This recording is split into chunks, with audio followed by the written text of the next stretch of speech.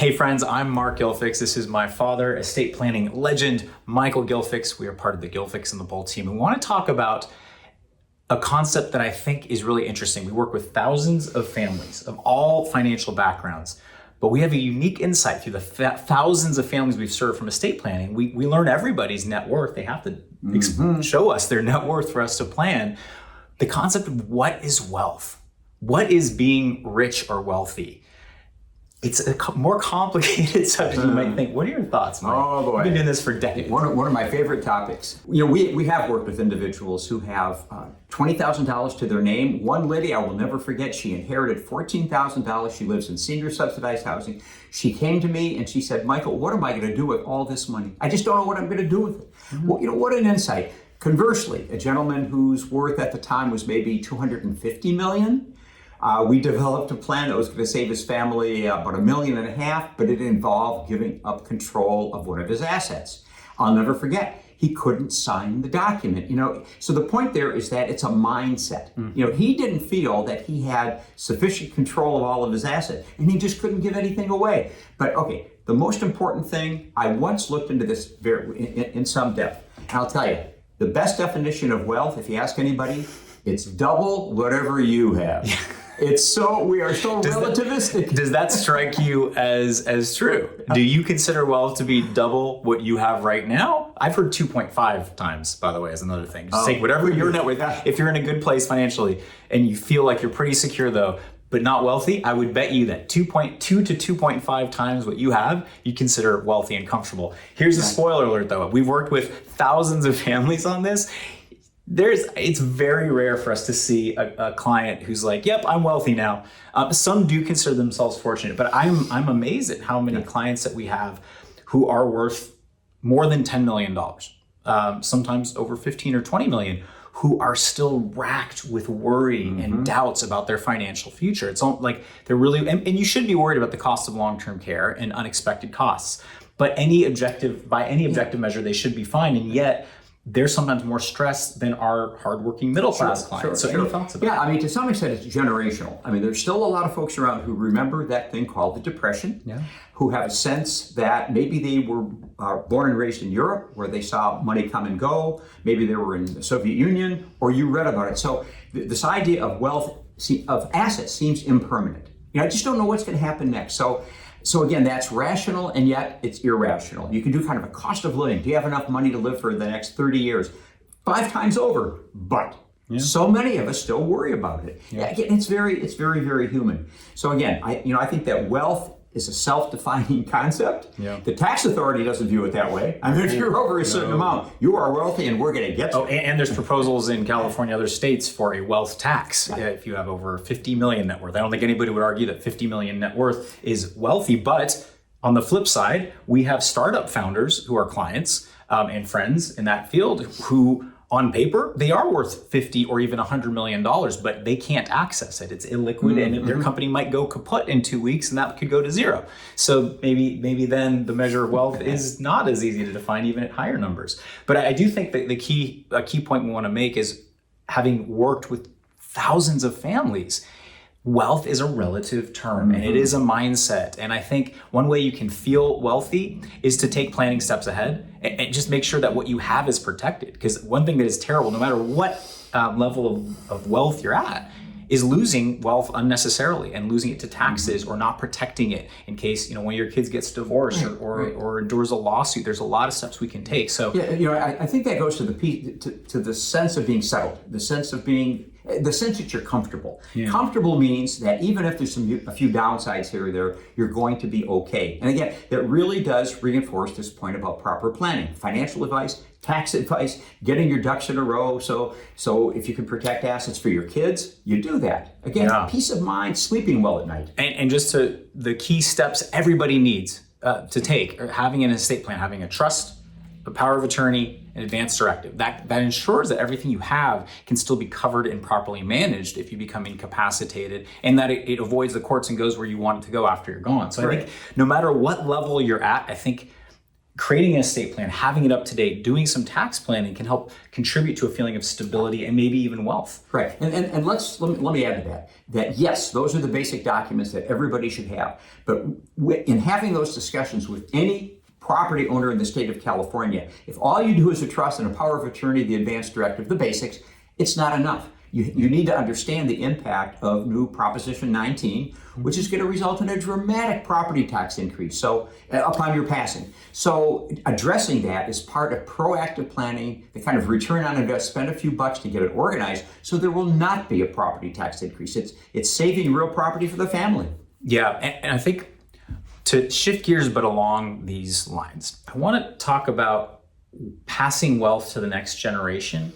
I mean, this is a very complicated topic, but we see it done the right way, we see it done the wrong way. But let's talk about the concept of, we are insider estate planners. We've worked with every type of background. What are the key things you need to think about when you're thinking about multi-generational wealth and what you can do to protect the next generation, the do's and don't do's when passing wealth to the next generation? Sure. So so multi-generationally is how we like to think. How can we plan not just for the couple, mom and dad in front of us, but what about the kids and the grandkids at least? Kids. Oh, he's listening to every word I am saying right now. I'm tuned in here. This is both personal and professional. You can't tell. It never fails. So if there's a way in which we can leave assets for the next generation so that those assets are protected for them, so that if they get a divorce, if they're sued, if they grow an estate and they may have estate tax exposure, if we can put in place a plan so that they're protected for all of that,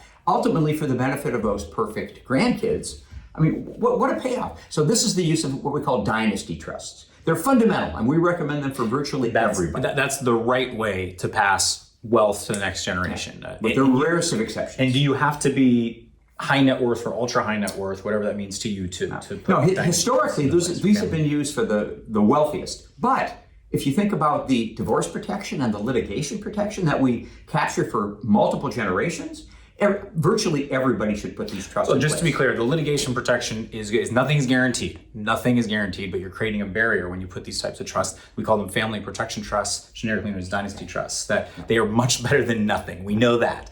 So I think the right way, one right way to pass wealth along is to create family protection trusts for each of your kids. So that's definitely one right way. What is a wrong way? And we'll go into more right ways, but what is a wrong way to pass wealth to the next generation? That's a general. Sure. I think one really important thing is to fail to be a little bit objective about your kids. I mean, in the simple extreme, what if we have a child with not a problem child, a special needs child? So that may be the exception to the traditional dynasty trust. If there is a child or a grandchild who has special needs, that takes focused, specific, sophisticated attention. Right. You don't just leave it to them and hope for the best. You can structure something called the special needs trust for them. Right, but okay, that's another right way to do it if you have a child with special needs. Yes. What is a wrong way to pass wealth to the next generation? This is a broad example, and I know every kid is different, right? So what are some examples? And I'm going to offer my own thoughts too. One is, let's just say carelessly. I mean, how many folks have a kid who just can't or won't manage money? They just won't, and they're going to waste it. Or they're in a terrible relationship and you can just see the divorce coming. Yeah. So if you give that child unlimited control of all of those assets, the writing is on the wall. You can see that money going out the window. Yeah. So again, that's where that dynasty trust comes into play, where maybe you don't let that child be in charge of his own assets. Maybe his sibling, maybe some professional, somebody else would manage those assets. So again, we most of us have an inclination, not all of us, most of us have an inclination to leave everything in equal shares to the kids. What do you mean by that? Not leaving in equal shares? We'll talk about that off camera. Yeah, well, how many kids do you have to have one good one? I've said this for years, by the way, that you should be sure to have at least 3 kids to make sure that you get one good one. And I'm not sure how to take that because I'm the first child.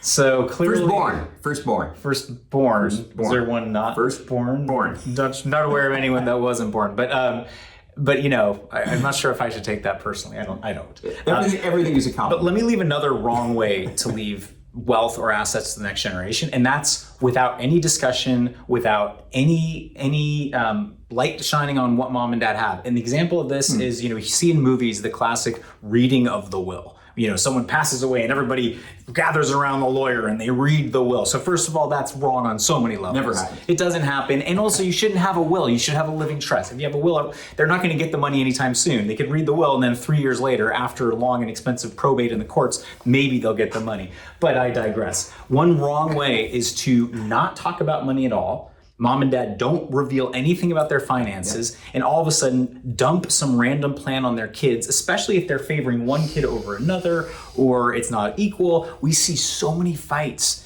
in families. There might even be millions of dollars there or not, but where there's a perception that it wasn't fair, or kids just didn't know what to expect. We have some kids who I think are counting on their parents leaving them something, and mom and dad either don't have anything left because they didn't plan ahead well, or they just never earned enough, or they're not leaving it to their kids. So I think the wrong way to leave wealth is to not talk about it. And values, when you're talking about these issues, you don't have to reveal exactly how much you have. Like, parents don't always have to do that. In many cases, they don't want to. But I do think it's crucial. A right way to leave wealth or assets to the next generation is to talk about what it means and how hard you worked for it. The worst thing is someone who doesn't earn money, doesn't have any good set of values about money or about life, and a bunch of money just comes into their name. It can destroy people, or they can be entitled. They might get into drugs. They might lose it all right away. But when parents plan ahead and talk to their kids about how hard they worked for it, what it means to them, what is important to them from a values perspective, and if it is an unequal plan, why? Why, the daughter who's a school teacher might get a little bit more than the son who's an investment banker. That might be totally fair objectively, but it might cause conflicts. If you talk about it ahead of time, you can avoid a lot of those conflicts. Yeah, so let's put it this way. If one of the kids is going to be pissed off, they should be pissed off at mom and dad, not at each other. And again, if there's open discussion about that, that's going to happen. The last thing anybody wants to do is leave a legacy of unhappiness and anger between the kids. It's a terrible thing to do. Yeah. And yet most people, by the data, about 2/3 of folks do not reveal their assets and share their planning with their kids. It is a surprise, and it's never a good thing. At best it's neutral. At worst it can be a small scale tragedy. Yeah. So I think the insider estate planning tips on the right way to leave assets to your kids or wealth to your kids. I think talk about it ahead of time, share your values, your goals, share why you might, if it's not equal, why you might be leaving more to one kid or another, or why you're leaving it equally. Maybe one kid thinks that's unfair because they don't have much and their siblings are flush with cash. I think talking about it ahead of time, you don't need specific numbers. And then two, the other right way, insider planning tips, is to protect it for the next generation. So if you have a child with special needs, you have to create a properly structured special needs trust. And if it's kids without special needs, you don't have to be ultra high net worth to set up protective trusts. We strongly recommend family protection trusts for kids. There's no downside. And the wrong way to leave wealth to the next generation, let's sum it up. What are your thoughts about the wrong ways? Or do you want to add to the right ways? Sorry, I would talk over. I would only add to yes. Oh, sorry. Yes. Voluminously. Yes. I would add this need, truly to have an understanding of your kids' abilities, limited. They might be wonderful, smart kids, but again, are they ignorant about money? Are they inclined to give the shirt off their back to anybody and everybody? And we see that. Not that they're bad people, not that they're bad kids. It's just they don't have a money sense, and you don't want to have them squander the wealth that you've built up over 50, 60 years of hard work. It's just really, and in our book on estate tax planning, by the way, we have a chapter on trust babies. That's the concept of, there is such a thing as leaving too much money to somebody who doesn't have value. Trust babies, trust fund kids. It happens. We have a number of clients who are trust babies. Yeah, interesting anecdote. I just was watching Ripley on Netflix. It's like a new take on the talented Mr. Ripley. And this is not spoiling anything. The premise is this sort of con artist is sent to Italy for this very wealthy guy to kind of reconnect with this wealthy guy's son and to kind of get him to come back to America. And one thing that really stood out is that this scam artist gets invited to meet with this wealthy guy to go to Italy. And the wealthy dad says, so my son is in Italy and he's just drinking and pretends to be an artist and all this stuff. And we unfortunately funded a trust for him that we can't take back now. So I think it was a subtle but really important point. You can give too much too early to kids. And this whole premise of this show, Ripley, it looks pretty good. is there's a trust fund kid who has too much, and mom and dad are like, what can we do to get him back? So let's. I'm going to flip that. Okay, so that's a situation where maybe too much was done too early. Yeah. Conversely, something that many of us believe, if mom and dad have wealth, have comfortable assets, and their kids have needs, I think it's really wise to look at your kids. What are their needs? Can you make a material difference in their lives by giving assets to them now by paying some of their bills? That's a really, okay, we didn't talk, but let's talk about this for a second. I think that's actually one of the most underrated right ways to pass along wealth. I do want to talk later about a book called Die with Zero that we both read. We as estate planners, we have a unique perspective on that. But I think that and other literature out there, the time value of money is real, and the impact of $50,000 given to you when you're 25 can be more than the impact of getting $1 million when you're 65. Absolutely. So the right way to pass wealth is to look at your kids' needs as they get older and as they're young adults, and that the impact of smaller gifts then done right can be massive. Right? Passing wealth doesn't in most minds it does. Should not mean upon your death. It means passing along assets, transferring assets to the next generations, plural.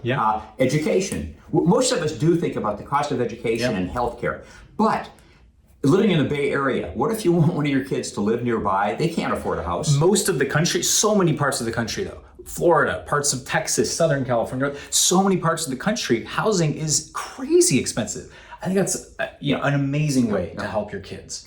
And it doesn't spoil them, right? To help them with the down payment for a place, that doesn't spoil. Well, frankly, many of us see that as self-interest. I mean, if you can help your kid live near you, and the grandkids are near you, I mean, my God, what is it about? And how many clients do we have where their kids are living on the East Coast? They're living in Tennessee, they're living in Europe, and they never see them.